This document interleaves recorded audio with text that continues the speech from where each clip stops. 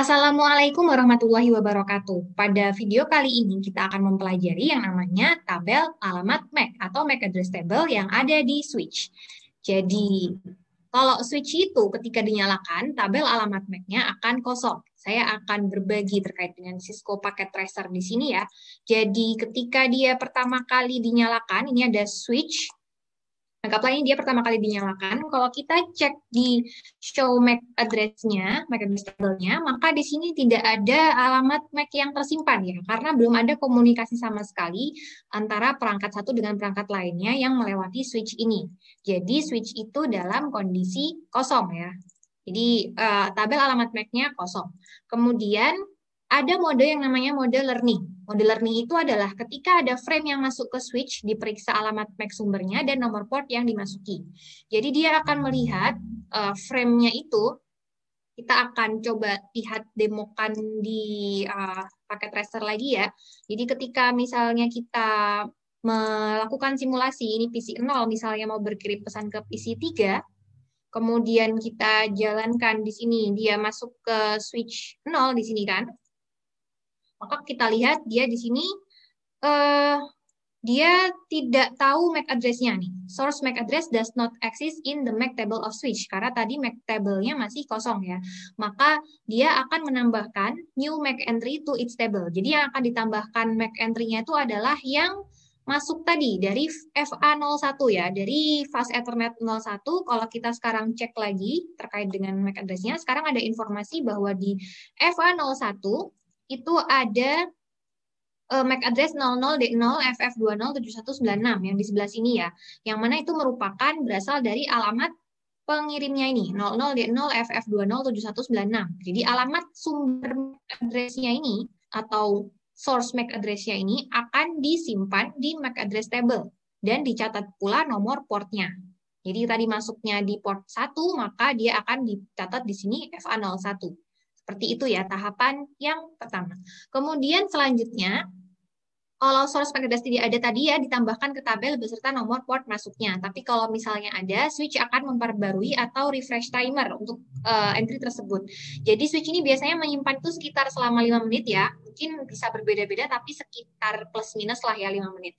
Jadi kalau misalnya nanti sudah berlalu 3 menit dan kemudian ada frame yang sama, MAC address sumbernya itu berasal dari yang tadi, saya akan bagikan lagi yang di sini ya. Jadi kalau misalnya ada frame dalam 3 menit kemudian ada frame masuk lagi dari port 01 dengan MAC address yang sama, maka nanti timernya akan di-refresh. Ini kebetulan timernya tidak tertampil di sini ya, tapi sebenarnya dia ada timernya.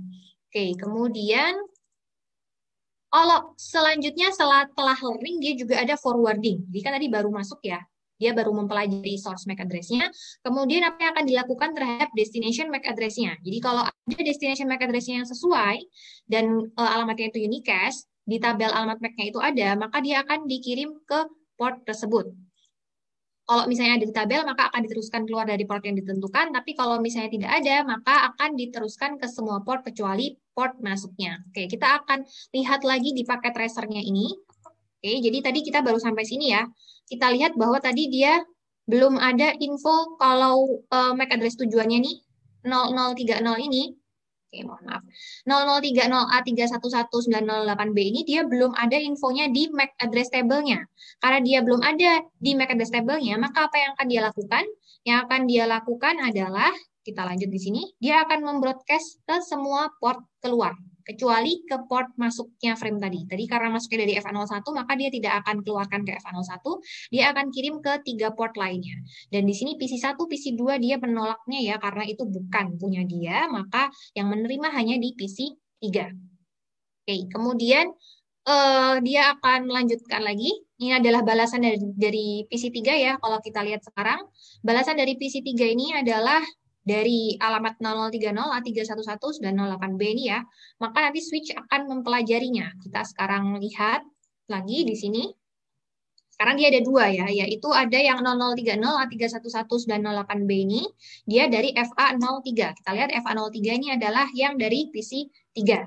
Jadi disimpan di MAC address tabelnya. Nah, terus kemudian karena sekarang dia mau menuju 00D0FF20 ya, kita lihat di sini.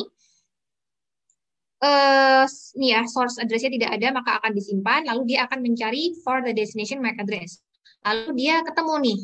Karena ketemu, maka dia akan mengirimkan ke port tersebut. Jadi kalau di tabelnya ini dia ada di port 01, maka dia hanya akan mengirimkannya ke port 01, tidak akan mengirimkannya ke tiga port lainnya. Kita lihat ya tahapan selanjutnya di sini, maka dia hanya akan mengirimnya ke FA01 di sini ke PC0 dan pesannya sukses berhasil.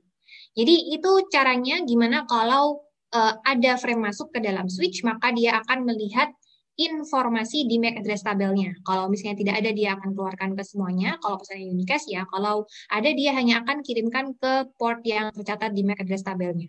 Kalau alamat tujuannya broadcast ya, maka dia akan kirimkan ke semua uh, port yang ada di switch tersebut, port keluarnya. Oke, itu penjelasan terkait dengan switch learning dan forwarding. Jika ada pertanyaan, silakan didiskusikan di kolom komentar. Terima kasih. Wassalamualaikum warahmatullahi wabarakatuh.